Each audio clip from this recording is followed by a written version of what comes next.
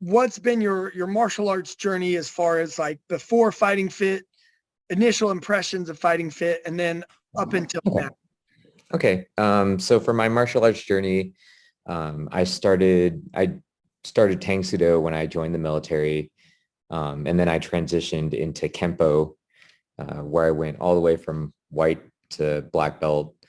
And then, and through various points of time, as I was in the military, I continued my training throughout. When I, about 10 years in, I transitioned over to Muay Thai. And I started training in Muay Thai during my last duty station. And I trained for a few years. And then I detached from the military and moved to Austin. And I've been focusing on climbing ever since, but a friend of mine wanted to get me into jiu-jitsu, and I decided I would stop by Fighting Fit and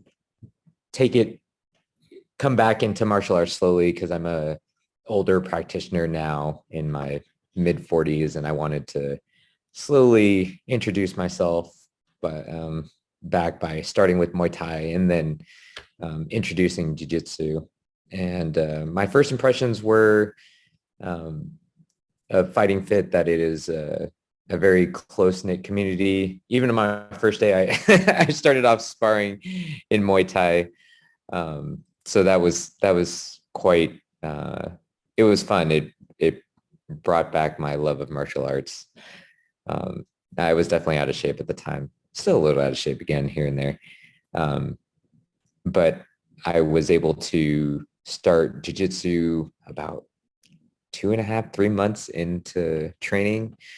And after my first class with Corey, I loved the way Corey taught. I loved rolling with everybody in the class. And I realized that would be my new journey. And I decided from that point on, I would just focus solely on jiu-jitsu and things that would help with my grappling, because that's one of my major areas of weakness.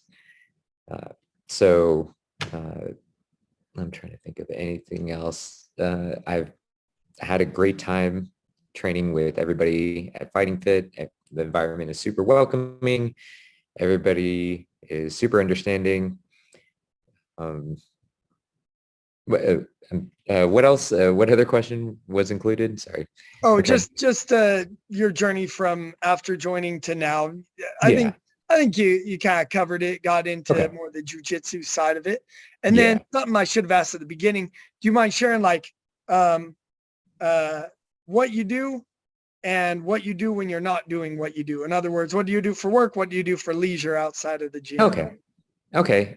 So I work in tech. I am a Salesforce admin. And when I'm not working my primary job, I like to climb, I like to golf, and now I like to do a lot of jiu-jitsu training. So that's pretty much it. I make time for my family. I enjoy the morning classes because that frees up a lot of time. And so that's one of the major offerings that you guys provided that I wish I would have taken more advantage of initially. But towards the end, I was trying to participate as much as I could. So really appreciate it. Yeah.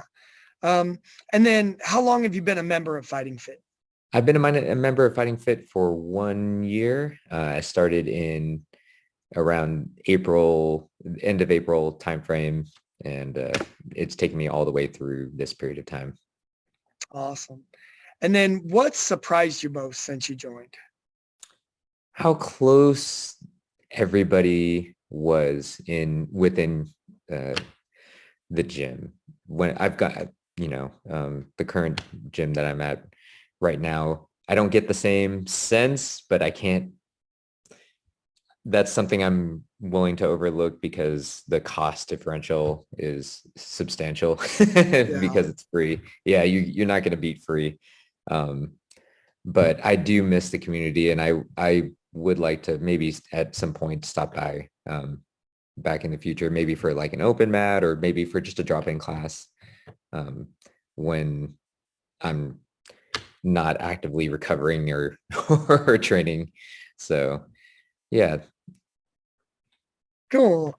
What have you felt has been most valuable to you since you joined? So for Fighting Fit, I think the most valuable is the one-on-one.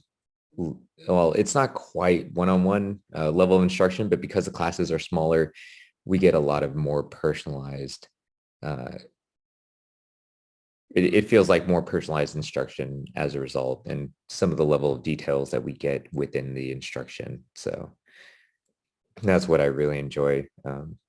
I've done some cross training at other gyms, and I realized sometimes the class sizes are so large, and so because of that, the instructor doesn't have the opportunity to critique everybody and provide the little minutia that Corey may have provided in the classes. So Cool. And then I've got 1.5 questions left. okay. So next one is what things have you accomplished in the last year that you're most proud of? And that can be internal, external things you've accomplished that you're just proud of on the inside, or things you've accomplished, I can now run a mile or whatever. So okay. anything. I think I've redeveloped my time management ability, being able to my time training again has given me new focus and how to train and get better among all different things that I've taken on. So for instance, become a better climber because I have been actively practicing jiu-jitsu, and then say likewise for jiu-jitsu, I've become a better jiu-jitsu practitioner because I'm now a better and stronger climber. Other than physical attributes, I would say my mental acuity is better. I've tried to slow things down and break down things into smaller components that make it more digestible for me. I don't know about other people, but at least from my perspective, being able to understand the overarching concept and then incorporate it into jiu-jitsu has been very, very helpful, at least for me. So it's been life-changing again. So that's cool. Yeah. And you're not the first to mention that, like, how you think has been influenced by, how things are taught in jiu-jitsu. So yeah, that's really cool. And then the half a question is there anything else that you'd like to say that maybe I just didn't ask a good question? Now would be a time to pretend I asked that question. Is there anything else you'd want to add to this? I mean, nothing immediate that comes to mind, but I'm sure it'll come to me at like 3 a.m. So just record a video and I'll tack it on the yeah. end. Or maybe I'll send you a text message and be like, hey, this is the question I was thinking about that maybe I wish I would have been asked. No, I've had a great experience training at the gym. I just wish that for financial reasons, I know it's not feasible for gyms to offer free training for veterans. The gym that I'm at now, there's a lot of people.